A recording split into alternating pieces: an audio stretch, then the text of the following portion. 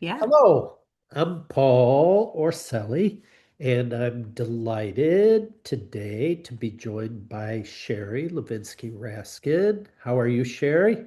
I'm great. How are you? Better now that you're here, but we are going to have an interesting talk about that nexus of very important things circling around evaluation and testing and getting feedback from visitors. But before we do that, I always like to ask my guests to tell us a little bit about how it is that you ended up here, like in this field, not here today, but how you ended up where you are, sort of what your trajectory was, because I always think it's interesting. So, why don't you tell us a little bit about your background, and then we can start the main part of the conversation. Amazing. Well, thanks so much for having me. So yeah, I actually have always been really interested in museums. Ever since I was a child, my parents always took me to museums. Me too, me too. My dad was just really interested in natural history and archaeology. My mom loved art, so we always would go to museums. So I kind of felt very comfortable already in that space.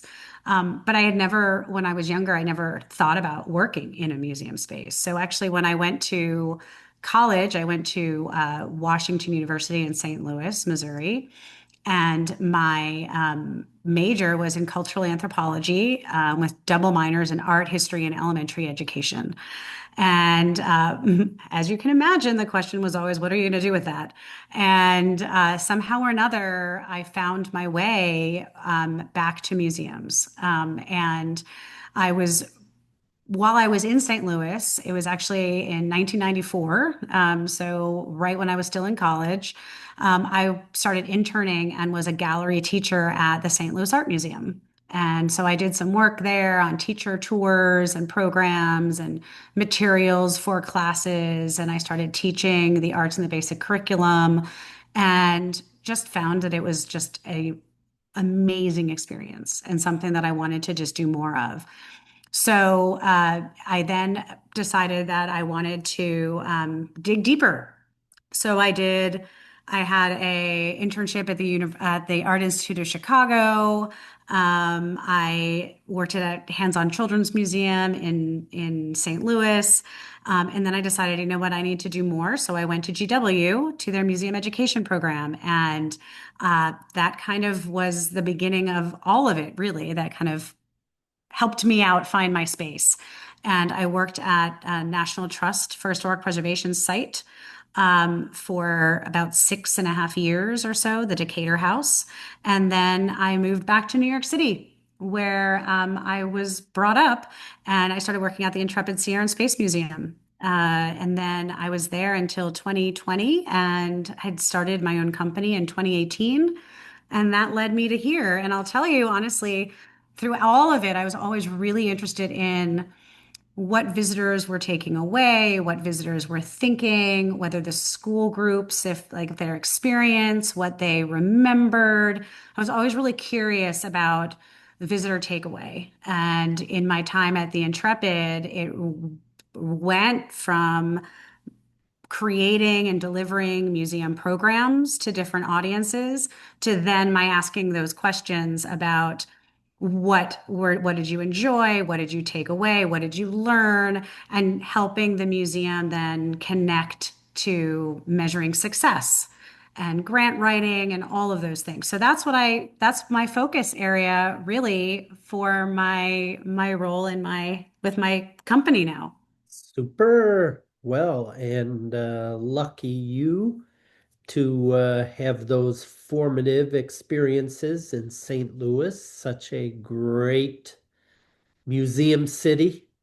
One of my favorite museums is there, the City Museum, as a matter Oh, of it's fact. great. And but anyway, speaking of visitor takeaways, that's what we want to focus on today, since that's such a big part of your both personal and professional focus. Um, but this is a problem which you and I realize in working with museums and other clients that It's important. Everybody realizes it's important. We want to get feedback from visitors so we can make the best experiences we can.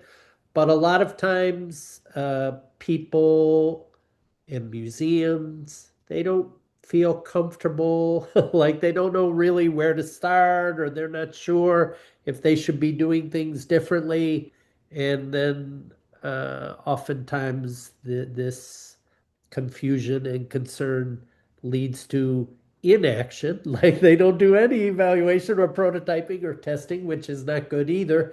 So I'm hoping that you can just give ideas and hope. We're sending it out on the YouTube airwaves here so that people who are listening in can say, those are some ideas. I could do that where I work. I could suggest that where I work. So, um, with your experience and expertise in doing this in different ways, what are some ways that you think are important for people to start or to think about starting? Um, I'm going to say evaluation, but in my mind, testing and evaluation and prototyping, they're all sort of related together, but we'll leave that for another discussion.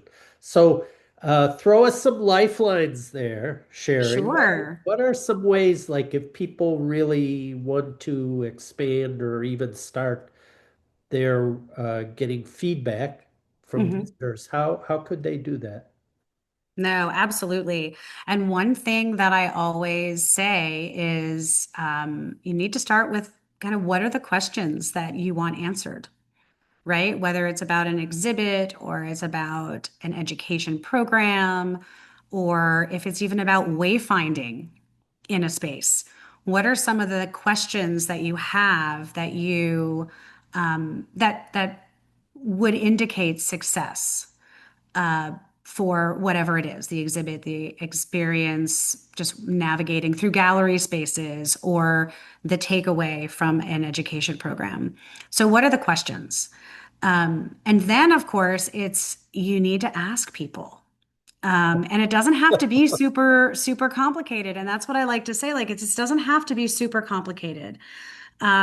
People, in my experience, and I think probably a lot of our colleagues will say, general visitors, for example, love to be asked questions, and they'll tell you a lot. They will tell you They probably want the more than help. you ever needed to know or you thought you wanted to know. But that's part of why I say figuring out what the question is first is really important. And that might be something that you do with your colleagues. It might be within a department. It might be with colleagues in other departments, right? To figure out what is it that you want to know and why you want to know it. So, I'll just make a statement, but then I will ask you a follow-up question here. So I think that what you talk about, like knowing the questions, but also like what is your criteria for success is super important. Like I work obviously and have worked a lot with children's museums, and sometimes this is a problem. Like you see people running around and making a lot of noise and having fun. You're like, well, of course this exhibit is successful. Look at all these people. I mean, that strikes me as a pretty mushy, sort of low bar for measuring success. I think it's helpful to Mm, obviously have some more specific criteria in mind. But my question about questions, this is very yes. meta here, Ready. is can you give some examples of the Mm, types of questions that you find more fruitful in hmm terms of getting feedback from visitors, and maybe some examples of some types of questions that are not so fruitful or not so Ooh, useful for getting feedback from visitors. absolutely. Well, I think, and for folks who have worked with me in any of the roles that I've had, and the most recently, they would all say that I would urge against asking questions like, did you enjoy yourself? And like, while that's a nice to know, that can be inferred from other responses that you would get depending on, what you're asking. So if you're in an exhibition, for instance, instead of just asking somebody if they enjoyed their time, which is again a nice to have. It's a check mark. It's a great yes. 90, Yeah. 100% of Oh, people enjoyed hopefully, their yeah, I was time. going to say, hopefully Hopefully, the answer is yes. hopefully, yes. Um, but to dig deeper into that, to figure out what is it that they enjoyed, right? So, for instance, was there a particular exhibit component that really attracted your attention? And then to have a conversation about why. What is it that was particularly interesting? What was particularly attracted? What attracted you to it? And then digging even deeper beyond that into what did you take away from this experience, right? Did you learn something new? Are you more curious about something now that you've had this experience, whether it in an education program or an exhibition? Like, what are you going to do next? Do you want to know more? Those are some of those questions that I think are really helpful in understanding what you've provided to the participant or the visitor in that moment, as well as what you can then do more of or do differently um, in subsequent exhibits that you create or content that you share or interpretations um, that you have visitors engage with.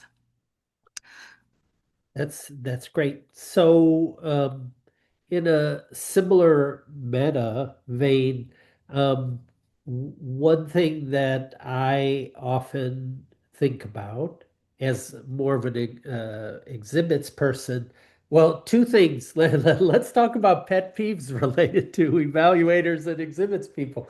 So, Tell oftentimes me, Paul. oftentimes, not oftentimes, sometimes it feels like, okay, tell me something I didn't know. Like, can you give me something that is not just descriptive? Like, okay, 99% of people turned right and or stopped and looked at Right. the elephant sign, but how can working with visitors, how can getting feedback from visitors really help in an iterative way, in a prescriptive way to say, Hmm. here are some things that we can now think about changing or improving so that the visitor experience is even better. What would I'm giving you all the hard questions, but you seem game for it. So what would you say? What would you say, or what would you do in your role or working with a team to sort of get at chunks of information from visitors that can really be used to make improvements or to make changes in an iterative way? Absolutely. So, one thing that I think is really important is to test ideas. And that could be in, as you mentioned, that could be in an exhibit, that could also be in a program, right? We sometimes take for granted and think we have to, and as a museum educator at heart, our designing of programs, but being able to listen and observe in particular so that you can determine whether or not it is working the way you intended it to, right? So, to your point about visitors might go right or left, right? For instance, if you've created an experience that the intention is that you want to drive visitor flow through a space in a particular direction, if there is a chronological order, if there is content that builds on each other as you go through, that you want someone to start at point A and get to point C, then that's crucial. And if people aren't doing that, finding out why they're not doing it, right? Number one, is there something else there that maybe you never didn't think was attracting their attention or distracting them from your intention. I think that's really important. Also, thinking about, from an exhibit perspective, to also talk about this, and a recent project right now that I'm working on with the Intrepid Museum is prototyping interactives. and clarity of instructions, for instance, on what to do and what the call to action might be in a particular interactive experience. What is again, the intention of the institution? Why do you have this interactive at all? What's the so what behind it? And so if, for instance, back to if directions aren't clear about what to do and why, well, then you can get to have a chance to investigate as to what's confusing, what are people doing instead of what you had hoped they would. And those are things that you can iterate on, for instance. Yeah, yeah. Um, Being in a program, similar, I mean, you don't have a physical manifestation of the interpretation, but in a program, you can figure out and find out, for instance, is your flow working well? Are people making connections between one artifact or one exhibition space and one topic the way you had intended? Is your intention that they're making connections to something they experienced in a prior gallery? If so, did they? And if not, and if they're not doing it, what might you need to change in order to help them get there and make those connections and bridge between content and experience? So those are just kind of two examples, but also even testing resources. So I'm also doing work with the Walker Art Center right now with creating accessible interpretive resources. And so thinking about how people are utilizing a particular resource. And in their case, for instance, a tactile board, right, that has examples of materials from artwork. And you're helping them gain more insight and experience with a particular work of art. So, how are they maneuvering with that board, right? What is making sense to them? How are they connecting between the material and the artwork? Is it leaving them with more questions than fewer questions? And you know, and things as simple as how many materials versus layout and location. Is it better to have something that is a physical board that you hold on to, or is it something that's on a station that is right next to something that's attached and mounted to the wall? So those are some things that you can ask people, and you actually can get some great insights with a relatively small number of people responding. You can see trends very quickly. And as long as the team at the institution is nimble enough and feeling like they are going to be able to make changes, you can then test after a change is made, after an adjustment is made. And try it out. And it doesn't have to be expensive to do it either.